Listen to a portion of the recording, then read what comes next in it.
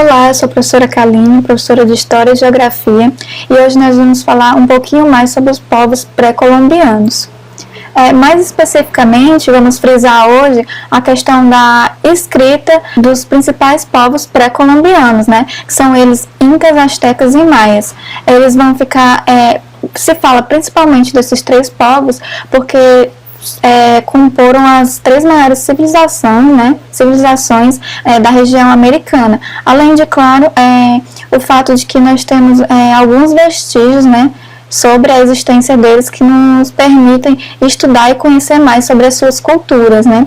Então, justamente porque eles eram civilizações mais avançadas, vão possuir alguns conhecimentos, como, por exemplo, a escrita, a matemática, a arquitetura, formas de cultivo com a agricultura, né, que vão se diferenciar.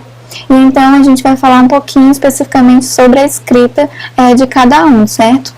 Começando com a escrita do povo maia, que vai ser um povo que vai surgir por volta aí do século IV a.C., e que sua civilização vai se deteriorar ali mais ou menos no século X, ou seja, antes ainda da chegada dos europeus colonizadores, né, à região.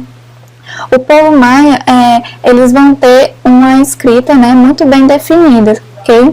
A escrita maia, ela vai ser uma escrita hierógrafa, em que vai possuir regras próprias, né?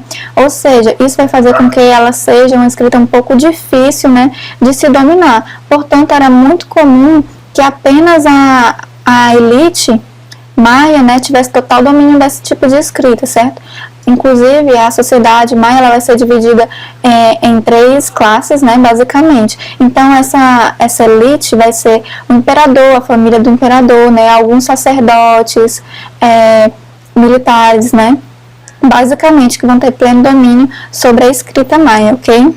Então, é interessante, por exemplo, a gente saber que essa escrita maia, até hoje, mesmo existindo vestígios dela, né, registros dela até hoje, ela ainda não foi totalmente, né, traduzida, justamente por causa da sua complexidade.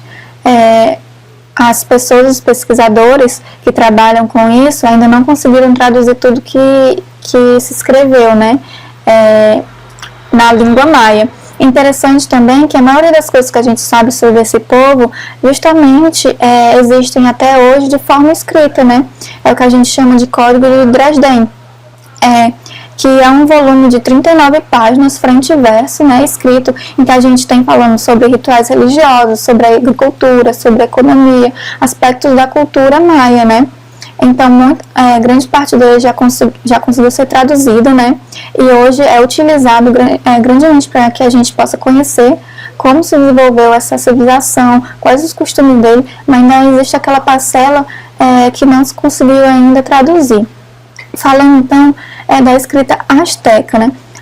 A escrita do povo asteca vai ser um povo ali que vai nascer por volta do século XIV e vai perdurar até o século XVI, tendo sua queda por conta da chegada dos colonizadores, né?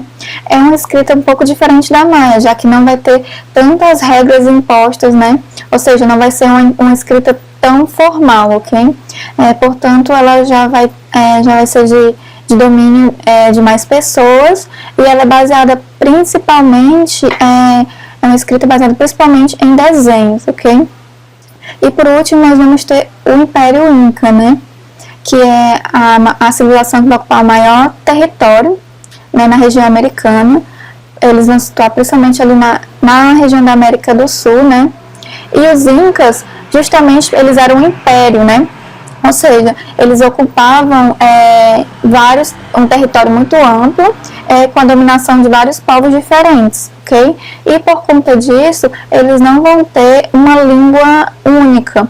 Vai se estimar que cerca de 700 dialetos eram falados ali dentro do território Inca, né? Sendo que havia um em específico que era um pouco mais falado dentro do território, né? E por conta disso, não vai se haver uma escrita específica, ok? Porém, eles tinham um método muito interessante de, por exemplo, armazenar informações sobre as plantações, sobre a economia, sobre os impostos, né? Que é o que a gente vai chamar de quipos.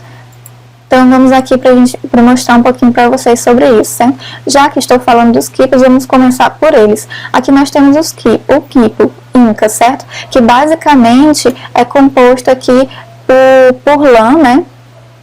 De várias cores, certo? Em que cada cor vai ter um significado diferente.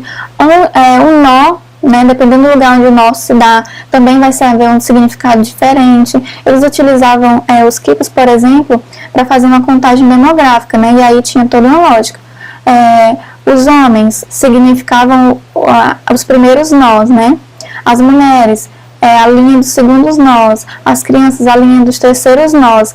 E a questão da própria cor vai fazer com que eles consigam diferenciar uma coisa da outra, né?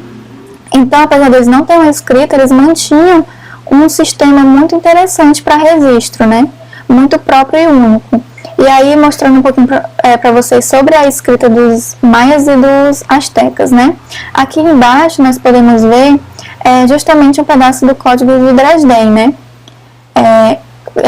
Que possui 39 páginas e que a gente percebe que possui imagens, né, mas também símbolos. Eles também tinham símbolos que utilizavam como significado para palavras, certo? Já que em cima, como a gente vê aqui a escrita asteca, percebe-se que predomina principalmente o desenho, né, na sua forma. Então, apesar de haver um pouco de semelhança entre maias e astecas, né, quando a gente olha, também dá para ver bastante diferença, né, já que os astecas predominam o desenho e os maias a gente também símbolos e desenhos, certo?